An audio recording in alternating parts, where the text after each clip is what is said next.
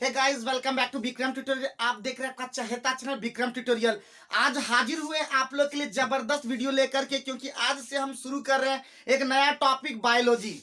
और उम्मीद करते हैं बायोलॉजी का जो पार्ट हम लेके आएंगे वो जबरदस्त होने वाला है मेरे दोस्तों। तो जुड़ जाइए विक्रम ट्यूटोरियल से, क्योंकि यहाँ पे ग्रुप डी का हम जबरदस्त तैयारी करवाएंगे और गारंटी है कि हमारे वीडियो देख लेने के बाद आपका ग्रुप डी जरूर से जरूर निकलेगा। तो चलिए हम लोग का टॉपिक, जैसा कि देख पा रहे हैं, हमारा टॉपिक है कोशिका। हम सबसे पहले बता दें कि हम सबसे पहले तीन चीज बता दें। सबसे पहला, जीव विज्ञान का जो फादर है, यानी जीव विज्ञान का जो पिता है, वो है आपका, सबसे पहला जानना होगा अरस्तु। मेरे प्यारे दोस्तों, जो भी वीडियो देख रहे हैं, मैं सबसे पहले बता दूं कि जीव विज्ञान जो फादर ऑफ बायोलॉजी है वो है अरस्तु। और अरस्तु को अंग्रेजी में एरिस्टोटल लिखा जाता है। ठीक है, क्या लिखा जाता है? एरिस्टोटल। तो सबसे पहले पता होना चाहिए कि बायोलॉजी के जो पिता हैं वो क्या है, कौन है? तो अरस्तु है। अब जीव विज्ञान को जनरली हम लोग दो भागों में बांटते हैं। सबसे पहला जो भाग है वो है आपका वनस्पति विज्ञान। पहला जो भाग है वो है वनस्पति विज्ञान। वीडियो लंबा होने वाला है, तो जुड़ जाइए मेरे साथ, क्योंकि हम हर एक चीज बताने वाले हैं। वनस्पति विज्ञान। और दूसरा जो पार्ट होता है वो होता है आपका जूलॉजी, जिसको कहते हैं जंतु विज्ञान। तो सबसे पहले हम लोग जानेंगे हर एक पार्ट को। जंतु विज्ञान को हम लोग कहते हैं जूलॉजी। तो सबसे पहले बायोलॉजी में, बायोलॉजी के पिता है अरस्तु। अरस्तु वनस्पति विज्ञान के जो पिता हैं वो है थियोफ्रेस्टस। क्या है मेरे प्यारे दोस्तों? थियोफ्रेस्टस। फ्रेस्टस कभी भी एग्जाम में आ जाए तो आराम से टिक कर लीजिएगा। और ये जंतु विज्ञान के जो पिता हैं वो अरस्तु ही है। तो अरस्तु जो है जीव विज्ञान के भी पिता है और जंतु विज्ञान के भी पिता है, जबकि वनस्पति विज्ञान के पिता थियोफ्रेस्टस। अब पिता क्यों कहा जाता है? क्योंकि उनका योगदान काफी ज्यादा रहता है, जिसके कारण से उनके, ऐसा नहीं है कि जीव विज्ञान में बहुत सारे साइंटिस्ट का योगदान रहा, लेकिन चूंकि ज्यादा योगदान रहने के कारण इनको सम्मान में हम कहते हैं कि जीव विज्ञान के पिता कौन है? अरस्तु है।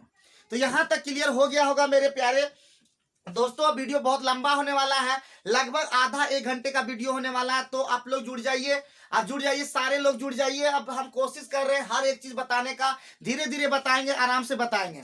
तो आप लोग को एकदम कॉपी निकाल लेना है, कलम निकाल लेना है और नोट करना है। और इसके बाहर से क्वेश्चन नहीं आएगा अगर थोड़ा समझदार बनेंगे तो सबसे पहले हमारा जो टॉपिक है वो है कोशिका। कोशिका, और कोशिका का अंग्रेजी होता है सेल। आप लोग सेल के बारे में जानते होंगे। सेल का मतलब कोशिका। और सेल का जो होता है, सेल एक लैटिन वर्ड है। कौन वर्ड है? एक लैटिन शब्द है जिसका अर्थ होता है छोटा कमरा। तो सबसे पहले नोट करेंगे सेल का क्या मतलब होता है, छोटा कमरा। तो सेल एक लैटिन शब्द जिसका मतलब होता है छोटा कमरा। तो क्लियर हो गया। और सेल मतलब जैसे छोटा कोठरी, जैसे वो टाइप का नहीं होता है, जैसे हम लोग कहते हैं जेल, उस जेल टाइप का रहता था। बहुत सारे बंदी को उसमें रखा जाता था, इसलिए सेल वहीं से आया है। और एक लैटिन वर्ड है जिसका मतलब होता है छोटा कमरा। तो सबसे पहला बात, अब हम लोग कहते हैं कि सेल यानी कोशिका, कोशिका को हम लोग कैसे डिफाइन करते हैं? तो हम कहते हैं कि जीवन की संरचनात्मक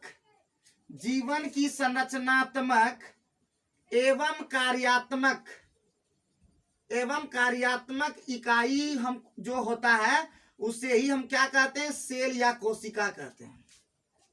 बात यहां तक आ रहा होगा। देखिए, हम सारा चीज देख देख के बताएंगे, आराम से बताएंगे, घबराने की कोई बात नहीं। हमको उतना बायोलॉजी नहीं आता है, लेकिन आप लोग के बायोलॉजी इतना अच्छा कर देंगे, देख देख के सारा चीज बता देंगे। तो जीवन की संरचनात्मक एवं कार्यात्मक इकाई को हम लोग क्या कहते हैं? कोशिका कहते हैं। आइए ये एक हम पॉइंट लिख लेंगे। संरचनात्मक कार्यात्मक इकाई को क्या कहते हैं? जीवन का जो लाइफ का जो संरचनात्मक एवं कार्यात्मक इकाई होता है वही क्या है? कोशिका है। सेल कहते हैं इसको, सेल। और सेल यानी कोशिका की खोज, सबको पता होगा कि कोशिका की जो खोज है, कोशिका की जो खोज किया है उसका नाम है रॉबर्ट हुक। क्या नाम है मेरे प्यारे स्टूडेंट, मेरे प्यारे दोस्त अगर देख रहे होंगे, उनका नाम है रॉबर्ट हुक।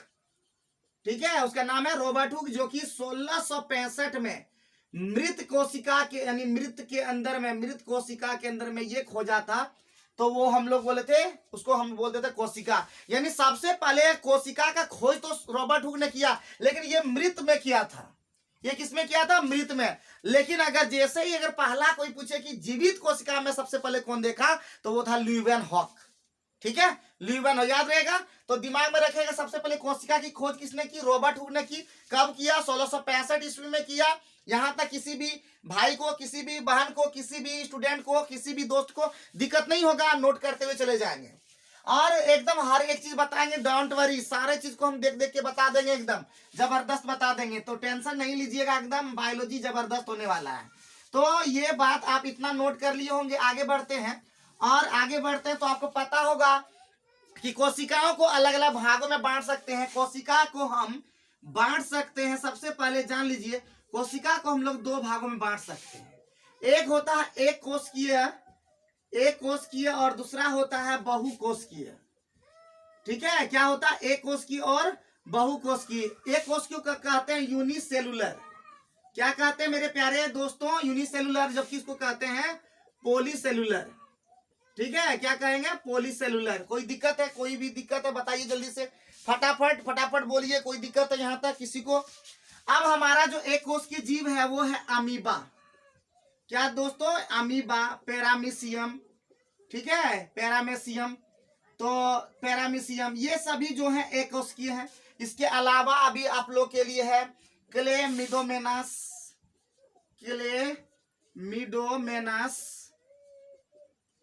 इसके अलावा जो है आपका बैक्टीरिया, ये सभी जो है, ये आप दिमाग में रख लेंगे, ये सभी क्या है? एक कोशिकीय है। तो दिमाग में ये रखेंगे, एक कोशिकीय जीव का नाम है अमीबा, पैरामीशियम, क्लेमिडोमोनास, बैक्टीरिया, ये सभी क्या है? एक कोशिकीय जीव है। जबकि हम लोग जो मानव प्राणी है, मानव जाति जो है, मानव जाति जितने पशु हैं सभी क्या है? आपका क्या है? बहुकोशिकीय जीव है, बहुकोशिकीय जीव है। तो सबसे पहली बात दिमाग में ये रखना है कि जो कोशिकाएं हैं, एक कोशिकीय भी हो सकता है, बहुकोशिकीय भी हो सकता है। क्या हो सकता है? एक कोशिकीय भी, बहुकोशिकीय भी हो सकता है। इसके अलावा भी बहुकोश के अंदर में फंजाई हो सकता है। फंजाई को हम लोग कवक बोलते हैं। इसके अलावा जो पादप हो सकते हैं, जंतु हो सकता है, अभी मैंने बताया जंतु हो सकते हैं। इसके अलावा ये और भी बहुत सारे चीजें हो सकते हैं। ये सभी क्या है? आपका बहुकोशिकीय जीव है। तो इतना नोट कर लिए होंगे कि कोशिकाओं को दो भागों में बांट सकते हैं, एक कोशिकीय और बहुकोशिकीय। नोट करते हुए चले जाएंगे और एक एकदम खतरनाक नोट्स बना लेंगे, ताकि जो ग्रुप डी के क्वेश्चन एकदम इससे बाहर नहीं आ सके। एकदम अच्छे से तैयारी करते हुए चलिएगा। तो चलिए आगे हम बढ़ते हैं और सबसे पहले हम वही बात कर रहे थे अभी कि सबसे पहले जो मृत कोशिका जो का पता लगाया, मृत कोशिका के बारे में बोला रॉबर्ट हुक ने, जबकि जीवित कोशिकाओं ने यानी ल्यूवेन हॉक, नोट कर लीजिएगा, नोट कीजिए, ल्यूवेन हॉक, ठीक है, ल्यूवेन हॉक ने 1674 में, कितना में? 1674 ईस्वी में जीवित कोशिका का पता लगाया। ठीक है, वो तो मृत कोशिका का पता लगाया था, लेकिन जीवित कोशिका का पता लगाया। तो एग्जाम में देखिए, पता लगाया। एग्जाम में ये ध्यान रखिएगा कि क्वेश्चन को घुमा फिरा के बोलेगा और ऑप्शन इतना कंफ्यूजन रहेगा। चार ऑप्शन आपको रहेगा, चार ऑप्शन इतना खतरनाक से सेट होता है। तो कंफ्यूजन आपका ज्यादातर चार ऑप्शन में नहीं होता, बल्कि दो ऑप्शन में होता है, 50-50 होता है, जिसमें से आप वही ऑप्शन मारते हैं जो गलत होता है। ठीक है, आप ज्यादातर वही गलती करते हैं जो हमेशा सब गलती करते हैं। मैं भी गलती करता हूं, आप भी गलती करते हो, और भी लोग करते हैं। तो गलती क्या होती है? तो आपको पता होना चाहिए। ल्यूवेन हॉक ने जीवित कोशिका वहां पे दे दिया, जीवित कोशिका, जबकि आप मार दिए रॉबर्ट हुक। वहां पे जैसे कोशिकाओं का पता लगा, जीवित कोशिका का पता किसने लगाया? तो रॉबर्ट हुक। तो कोशिका का सबसे पहले खोज तो रॉबर्ट हुक ने किया, लेकिन जीवित कोशिका का सबसे पहले वो 1665 में किए, यानी 65 और 10 यानी 9 साल के बाद आपका ल्यूवेन हॉक ने जीवित कोशिका का पता लगा दिया। यहां तक आप नोट कर लीजिएगा। आगे हम पॉइंट में लिखाते हैं, आगे पॉइंट में हम देखते हैं कि जो केंद्र का जो खोज किया तो वो था रॉबर्ट ब्राउन। रॉबर्ट ब्राउन जो थे उसने क्या लगाया? केंद्र का पता लगाया।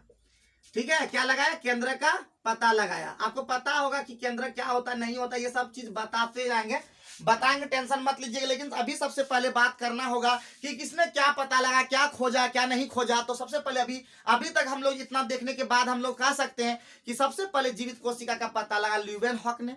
मृत कोशिका का पता लगा, यानी सबसे पहले कोशिका की खोज जो किया वो था रॉबर्ट हुक 1665 ईस्वी में। यानी 1665 ईस्वी के पहले था, लेकिन पता सबसे पहले किसने लगाया? रॉबर्ट हुक ने। ठीक है, यहां तक क्लियर है। उतना चूंकि पढ़ाई लिखाई के मामले में हमारे देश पिछड़े हुए थे, लोग ऐसा नहीं थे कि पढ़े लिखे नहीं थे, बहुत कम ही लोग पढ़ पाते। तो जैसे जैसे डेवलपमेंट होता चला गया, साइंटिस्ट की संख्या बढ़ते गया, पता लगाना शुरू किया, और आज भी बहुत सारी चीजें पता लगता हुआ जा ही रहा है और पता लग ही रहा है। तो ये बात आप लोग, रॉबर्ट ब्राउन ने क्या लगा, केंद्र का पता लगाया। आगे हम बढ़ते हैं, तो हमारा पुरकिंजे, पुरकिंजे नाम सुने होंगे। पुरकिंजे ने जो है वो जीव द्रव्य का पता लगाया। क्या लगाया? जीव द्रव्य का पता लगाया। जीव द्रव्य जो होता है, क्या होता है नहीं होता है वो बात की बात है, लेकिन अभी क्या है, पुरकिंजे ने जीव द्रव्य का पता लगाया। ठीक है, यहां तक किसी को कोई दिक्कत है? आगे बढ़ते, सेल तो पता चल गया, लेकिन कोशिका सिद्धांत, कोशिका सिद्धांत जो है, कोशिका सिद्धांत को हम लोग बोलते हैं, कोशिका सिद्धांत को हम बोलते हैं सेल थ्योरी। सेल थ्योरी जो लाने वाला जो वैज्ञानिक था वो था स्लाइडेन एंड स्वान। क्या नाम था उसका? स्लाइडेन एंड स्वान। तो याद रखिएगा, स्लाइडेन एंड स्वान जो थे वो क्या थे, आपका कोशिका सिद्धांत का मतलब सेल थ्योरी, मतलब कोशिका का जो सिद्धांत थे वो दिए थे। किसने दिए थे? स्लाइडेन स्वान दिए थे।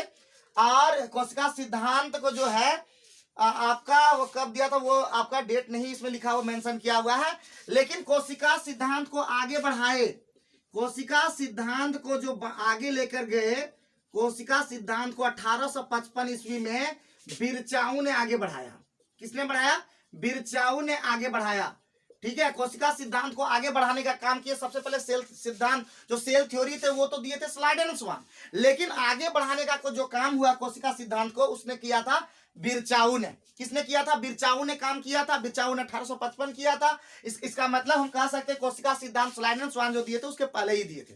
और अगर आप इस चीज को देखते हुए चले जाएंगे, आगे बढ़ेंगे, तो मुझे पूरा भरोसा है जब नोट करते हुए चलेंगे तो आप वो चीज को पढ़ने का आपको मौका मिलेगा, आप पढ़ेंगे।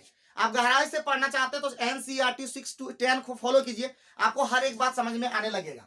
आगे बढ़ते हैं। इस चीज को बताने के बाद अब है अमीबा, एक ऐसा कोश की जीव है। अमीबा जो होता है, अमीबा एक कोश की जीव, अभी तो हम बता चुके थे। अमीबा एक कोशिकीय जीव है, कोशिकीय जीव है जो अपना आकार बदलता रहता है। यानी अपना आकार बदलने के लिए कौन फेमस है? अपना आकार बदलता रहता है। यानी अपना आकार बदलने के लिए कौन फेमस है? अमीबा। यानी अमीबा एक ऐसा एक कोशिकीय जीव है जो अपने आकार को, अपनी आकृति को बदलते रहता है, अपनी शेप को बदलते रहता है। तो इतना तक आप लोग जरूर से जरूर नोट कर लेंगे, कॉपी में नोट करते हुए चलेंगे, क्योंकि मेरा सबसे बड़ा एम है अभी ग्रुप डी को क्रैक करवाना, साथ ही साथ सीजीएल जो भी आने वाला एग्जाम है, एमटीएस आने वाला एग्जाम है, सीएचएसएल आने वाला एग्जाम है। तो ये बायोलॉजी को अगर आप ध्यान पूर्वक देखेंगे, करेंगे, तो आपको हर एक चीज मैं लगातार वीडियो आप लोग के लिए प्रोवाइड करूंगा। तो आप लोग जुड़ जाएंगे हमारे चैनल विक्रम ट्यूटोरियल से। ठीक है, और नोट करते चलिएगा। इसके बाहर से आपको पढ़ने की कोई जरूरत नहीं पड़ेगा, कम से कम इतना तो पढ़ लेंगे, इतना तो आपको पढ़ना ही पड़ेगा। आगे बढ़ते हैं, हमारा कोशिका अभी जो चैप्टर है उसके अंदर में, तो अभी कोशिका झिल्ली को जो है, कोशिका झिल्ली जो सेल मेम्ब्रेन होता है, यानी कोशिका झिल्ली जो होते हैं, कोशिका झिल्ली को कहते हैं सेल मेम्ब्रेन।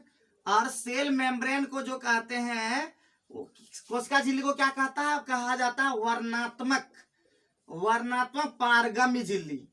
वर्णात्मक पारगम्य झिल्ली, वर्णात्मक पारगम्य झिल्ली का मतलब होता है जिसके अंदर में वो वर्ण जो होता है, वर्ण का जितना भी तत्व होता है उसके अंदर में पार हो सकता है। यानी उस झिल्ली के अंदर में, जैसे पारगम्य झिल्ली आप लोग इसको बोलते हैं, पारगम्य झिल्ली का मतलब मेम्ब्रेन होता है, यानी परमिएबल मेम्ब्रेन इसका अंग्रेजी होता है। परमिएबल जिसके अंदर से पार हो सकता है कोई भी चीज।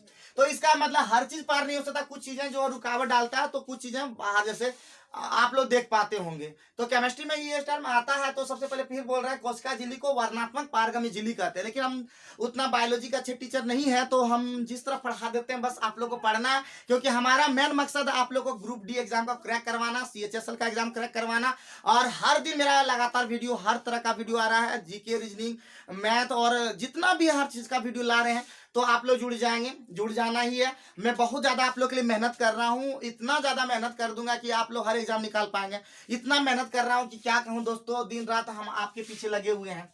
तो चलिए, हम आप लोग से यही कहेंगे कि हमारे चैनल में जुड़ जाएं। आगे बढ़ते हैं, और आगे बढ़ने पर आपको मिलता है कि अमीबा जो है अपना भोजन, अमीबा अपना भोजन किससे बनाता? जल्दी बताइए, जल्दी से बताएंगे, अपना सोचेंगे। अमीबा अपना जो भोजन है, अपना भोजन किस प्रक्रिया द्वारा बनाता है? तो कुडपाद, आप सुने होंगे कुडपाद। कुडपाद को अंग्रेजी में कहते हैं एंडोसाइटोसिस। एंडोसाइटोसिस प्रक्रिया द्वारा ये अपना भोजन को बना देता है, ठीक है, अपना भोजन प्राप्त करता है, यानी अपना भोजन एंडोसाइटोसिस प्रक्रिया द्वारा प्राप्त करता है। यानी अमीबा जो अपना भोजन है वो कुटपात प्रक्रिया द्वारा क्या करता है, आपका भोजन प्राप्त करता है। तो ये बहुत ही ज्यादा इंपॉर्टेंट है, आप लोग लिख लेंगे अच्छे से।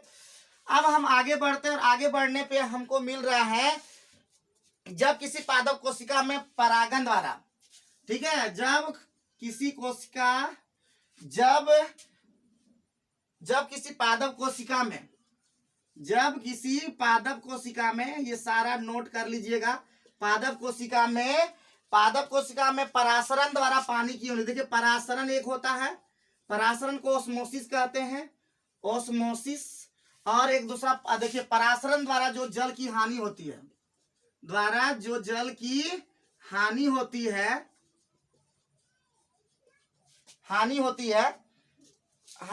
है तो कोशिका में जो होता है, कोशिका के जो आंतरिक पदार्थ है, कोशिका झिल्ली जो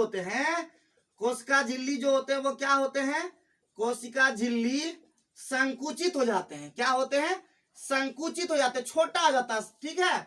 तो इस प्रक्रिया को जो हम लोग कहते हैं, उस प्रक्रिया को कहते हैं जीव द्रव्य कुंचन। क्या कहते हैं इसको, जीव द्रव्य कुंचन कहते हैं। तो नोट करते हुए चलेंगे, ये सब क्वेश्चन बहुत ही ज्यादा इंपॉर्टेंट है, किसी को बना कमा करके क्वेश्चन आ सकता है। देखिए मैं जैसे ही बायोलॉजी कंप्लीट करूंगा, मैं जितना भी प्रीवियस का बायोलॉजी है मैं सारे क्वेश्चन को भी लूंगा, तब आप लोग बता पाएंगे कि वास्तव में क्या क्या छूट रहा है। तो ये क्वेश्चन आप लोग नोट कर पाए होंगे। अब आगे हम बढ़ते हैं तो बोलता है, आगे बढ़ते हैं तो केंद्रक के चारों ओर, केंद्रक जो होते हैं, केंद्रक के चारों ओर दोहरी परत की झिल्ली होती है। क्या होता है, दोहरी परत की झिल्ली होती है, जिसे कहते हैं, क्या कहेंगे, केंद्रक झिल्ली कहेंगे। क्या कहेंगे, केंद्रक झिल्ली कहेंगे, ठीक है। क्या कहेंगे हम उसे, केंद्रक झिल्ली कहेंगे। और आगे बढ़ते हैं, आगे बढ़ने पर हमारा मिलता है क्रोमोसोम। हमारा क्या मिलता है, क्रोमोसोम। और क्रोमोसोम को हम लोग हिंदी में कहते हैं गुणसूत्र। क्या कहते हैं, गुणसूत्र। गुणसूत्र जो होता है वो होता है आपका डीएनए और प्रोटीन का बना, ठीक है। जो क्रोमोसोम होता है वो डीएनए और प्रोटीन का बना होता है, दिमाग में जा रहा है ना। क्रोमोसोम जो बना होता है वो डीएनए और प्रोटीन का बना होता है। यहां तक किसी भाई को, किसी बहन को दिक्कत नहीं होगा। अब आगे बढ़ते हैं और आगे बढ़ने पे आपको मिल जाएगा, क्या है आपका जितना हो गया, तो डीएनए आपका आ गया टर्म। तो डीएनए जो होता है, डीएनए का फुल फॉर्म होता है डीऑक्सी राइबोन्यूक्लिक एसिड। तो याद रख लेंगे कि डीएनए का जो फुल फॉर्म होता है वो होता है डीऑक्सी राइबोन्यूक्लिक। और जो क्रोमोसोम जो है, गुणसूत्र जो बना होता है वो हमारा डीएनए और प्रोटीन का बना होता है। जबकि डीएनए का फुल फॉर्म होता है डीऑक्सी राइबोन्यूक्लिक एसिड। और डीएनए को जो होता है, डीएनए का जो क्रियात्मक खंड है, जब हम डीएनए को तोड़ते हैं, डीएनए का जो क्रियात्मक खंड है, क्रियात्मक खंड, ठीक है, क्रियात्मक जो खंड होता है उसको हम क्या कहते हैं, जीन कहते हैं। क्या कहते हैं उसको, हम जीन कहते हैं, उसे हम लोग क्या कहते हैं, जीन, ठीक है। डीएनए का जो क्रियात्मक खंड है, उसका जो भाग है, टुकड़ा टुकड़ा भाग है, उसे हम क्या कहेंगे, हम कहेंगे उसे जीन कहते हैं। क्या कहते हैं उसे, जीन कहते हैं। और वैसा जीव जिसके अंदर में, ठीक है, जिसकी कोशिकाओं में केंद्रक झिल्ली होती है, ठीक है, यानी हम लोग बोलेंगे, अब हम क्या लिखेंगे, ऐसे जीव, यानी बहुत सारे जीव होते हैं जिसके अंदर में केंद्रक झिल्ली क्या होता है, केंद्रक झिल्ली अब्सेंट होता है। केंद्रक झिल्ली क्या होता है, अब्सेंट होता है। और जिसके अंदर में केंद्रक झिल्ली अब्सेंट होता है उसे कहेंगे प्रोकैरियोटिक जीव। क्या कहेंगे हम लोग उसे, प्रोकैरियोटिक जीव, ठीक है, प्रोकैरियोटिक जीव। क्या कहते हैं उसे, प्रोकैरियोटिक जीव। तो प्रोकैरियोट मतलब प्रोकैरियोट भी बोलते हैं, तो प्रोकैरियोटिक जीव कहते हैं। तो जिसके अंदर में वैसा जीव जिसके अंदर केंद्रक झिल्ली प्रेजेंट नहीं होता, मतलब अब्सेंट रहता है, उपस्थित नहीं रहता, उसे हम लोग क्या कहेंगे, उसे कहेंगे प्रोकैरियोट जीव। कोई दिक्कत है, यहां तक कोई दिक्कत। और जिसके अंदर में केंद्रक झिल्ली होता है, यानी जिसके अंदर में वैसा जीव जिसके अंदर में केंद्रक झिल्ली जो होता है वो उसके अंदर में क्या रहता है, प्रेजेंट रहता है, यानी उपस्थित रहता है, उसको क्या कहेंगे, यूकैरियोट। उसे क्या कहेंगे, यूकैरियोट जीव, ठीक है। क्या कहेंगे, यूकैरियोट जीव कहते हैं। आगे बढ़ते भी इंपॉर्टेंट अभी तक है ये है, अभी बहुत ज्यादा लंबा हो वीडियो से कोई फर्क नहीं पड़ता है। मैं आप लोगों को सारा चीज खत्म कर दूंगा, एक दिन में एक चैप्टर मैं कंप्लीट ही कर दूंगा। जितना देर लगे, आधा घंटा, एक घंटा, एक दिन में हम एक चैप्टर कंप्लीट कर देंगे। तो आगे बढ़ते हैं, और आगे बढ़ते हैं तो आपको पता चलता है कि कोशिका की आत्मघाती थैली जो होता है, आत्मघाती थैली यानी अपने जैसे बहुत सारे पदार्थ को वो पचा लेता है, ठीक है, अपने अंदर में वो पचा लेता है, उसको कहते हैं लाइसोसोम। क्या कहेंगे उसे? लाइसोसोम कहेंगे। यानी कोशिका का जो आत्मघाती थैली, आत्महत्या की थैली, ठीक है, क्या कहेंगे? आत्महत्या की जो थैली होता है उसे हम लोग कहेंगे लाइसोसोम।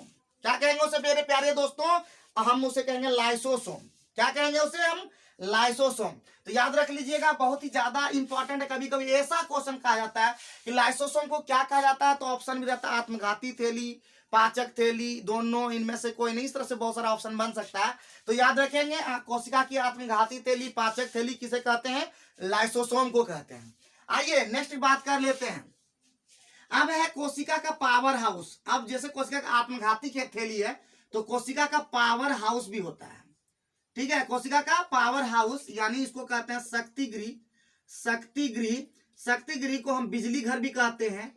और आपको जैसे ही ये बात लिखते हैं तो आपको पता होगा इसको, ये क्या होता है? माइटोकॉन्ड्रिया। तो माइटोकॉन्ड्रिया जो होता है, माइटोकॉन्ड्रिया को कहते हैं आपका कोशिका का पावर हाउस। यानी कोशिका का पावर हाउस जो होता है, कोशिका का बिजली घर, हम किसे कहेंगे? माइटोकॉन्ड्रिया को कहेंगे। बहुत ही ज्यादा हम लोग ये कह सकते हैं खतरनाक इंपॉर्टेंट है कि कोशिका का आत्मघाती थैली लाइसोसोम को कहते हैं। जबकि हम कोशिका का पावर हाउस, कोशिका का शक्ति गृह, कोशिका का बिजली घर, हम किसे कहेंगे? माइटोकॉन्ड्रिया को कहेंगे। कंप्लीट है यहां तक? किसी भाई को, कोई बहन को दिक्कत नहीं होगा। अब आगे बढ़ते हैं। अब हम आगे बढ़ते हैं तो एटीपी सुने होंगे। एटीपी का पूरा नाम होता है एडिनोसिन ट्राइफॉस्फेट।